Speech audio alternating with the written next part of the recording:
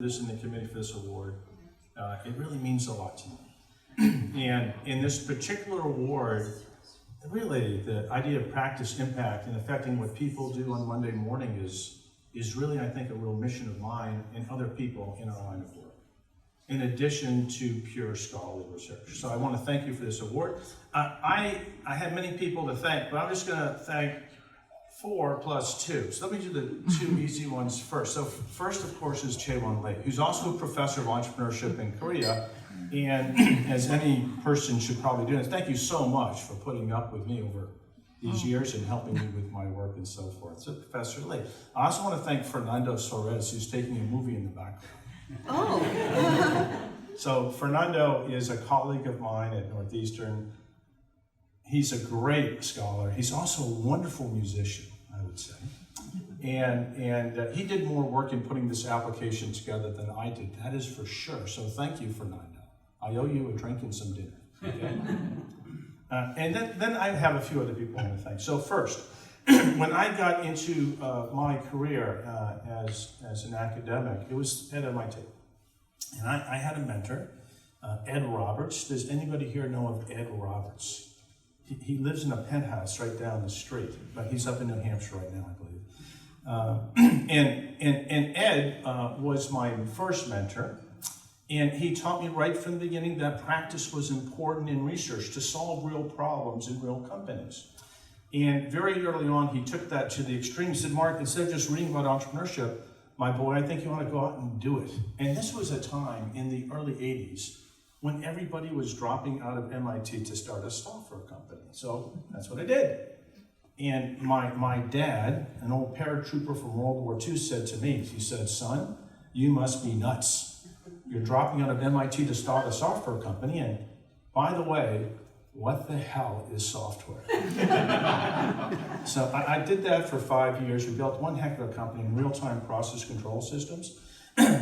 Learned a lot about architecture and platforming, the real deal, customers around the world, and our favorite application was that of brewing beer, real-time process control. And then I went back to school under Ed's encouragement, said take that and apply it to research. So that is where my work in technology, strategy, and platforming began. And then I joined Northeastern. And when I got to Northeastern, before that, I entered in with a whole stream of research. And during that time, finishing my doctorate, I then came to my second mentor. He's here right in the back, Jim Utterback. And Jim's a very special man. Does everybody here know of Jim Utterback? I know. Yeah. Very special person. And those of you that have seen him and have worked with him, you know he's deeply, deeply thoughtful. He's the most thoughtful person I think I've ever known. And he's also deeply, deeply nice, which is a very special thing and sometimes a rare thing in our academic world these days. So that's Jim. So Jim taught me a lot. He taught me how to go deeply into research. And then when we started doing field research, how to gather that in and create meaningful results, and then how to write word by word so that not a word was wasted. And Jim remembers us sitting around, sometimes with a bottle of scotch, sometimes after fishing, carefully architecting article after article after article. And it was a real joy to work with him. So Jim taught me so much, a great mentor. And then in one of Jim's classes, I met my third grade mentor. And I say this for those of you that don't have gray hair, that are new into the game or newer into the game, that you have to be open to mentorship from people who know more about things than you do in any particular case. So one man walked in as a guest lecturer. We just called him up on the cell phone. The world's leading authority on manufacturing platforms and systems architectures, a guy named Alvin P. Leonard. And he would say that is L-E-H nerd, all right? Alvin P. Leonard. And we wrote a very popular book together called The Power of Product Platforms. And over the decades, we've worked with many, many large corporations around the world to put in process and product platforms into their environments. It's been a real experience. So Al's been fantastic, great person. And then fourth, and not least as a mentor, is then when I engaged fully in Northeastern University. For those of you that know Northeastern, you probably hear of it being a wonderful place for entrepreneurship. So I founded the entrepreneurship group there. We built a team. Fernando has joined it. And we have a wonderful, very special incubator. We have 300 ventures in this incubator. Yeah, every month, 1 or 2 spin off with funding. There's been over several $100 million raised by these young ventures. And the whole design motivation in designing this thing was to not do what I did as a young man. What I did is I dropped out of MIT to start a company. And I drove my parents nuts. And thank God I was successful and learned a lot. But the whole design driver in our system at Northeastern is you don't have to drop out of school to start a company. As a matter of fact, college is a great place. You don't have to be Mark Zuckerberg. You don't have to be Bill Gates. You don't have to be Steve Jobs. And so we developed a system in our incubator. I'm always willing to share it with people. Please visit.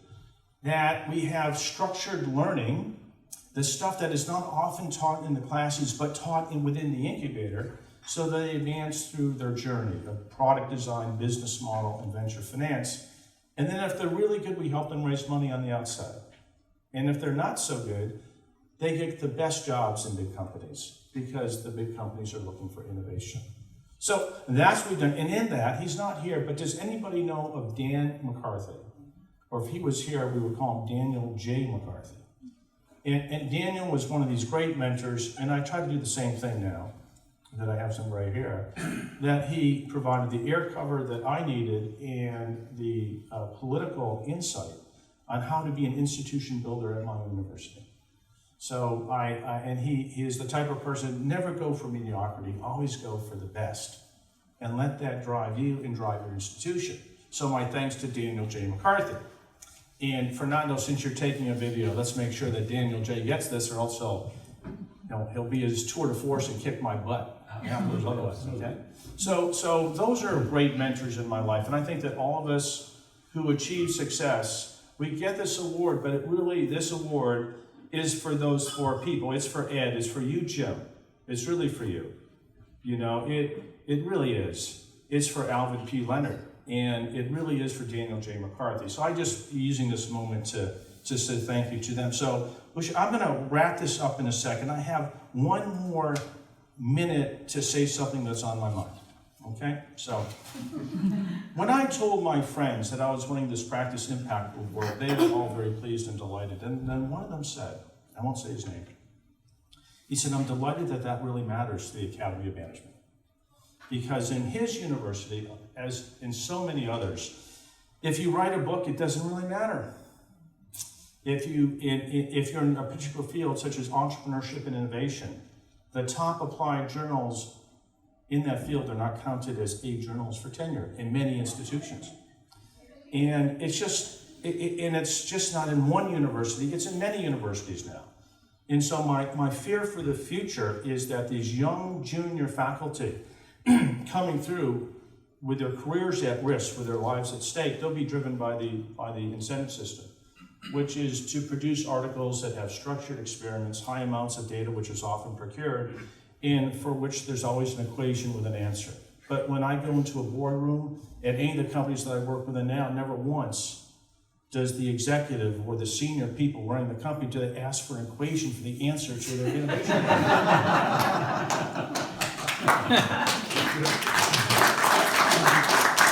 Yeah. I'm glad you're clapping, not throwing your glasses. So what Ed taught me, what my colleague Fernando believes in, what Jim believes in, is that it doesn't have to be either or. I'm a platform guy. If you do research, your research should be a platform. You should be able to publish in a top-tier empirical journal. You should structure your research so that it can meet that standard, that really tough review process, which is getting tougher by the day. But you should also write something for practitioners. You should take the time and have the discipline to write something that somebody can use when they go to work. And if we don't do that, what's going to happen is we'll have a bunch of young professors who have never gotten their fingernails dirty. They've never done field research. They buy case studies from the institution down the river. They look smart by reading the teaching notes written by somebody else. And our students at Northeastern, your students, they know that. They realize that.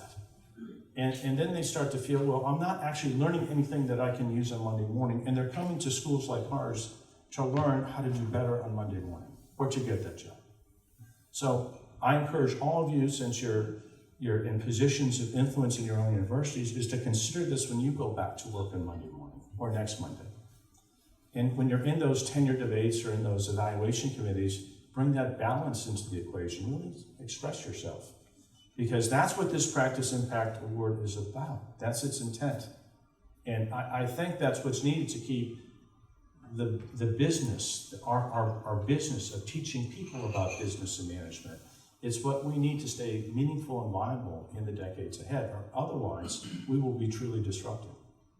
So anyhow, I hate to end on that sort of note. I'm so pleased to accept this award, really honored. I thank you all very much, the committee very much. I thank my friends here and elsewhere, and that's really what I wanted to say. So thank you. Thank you.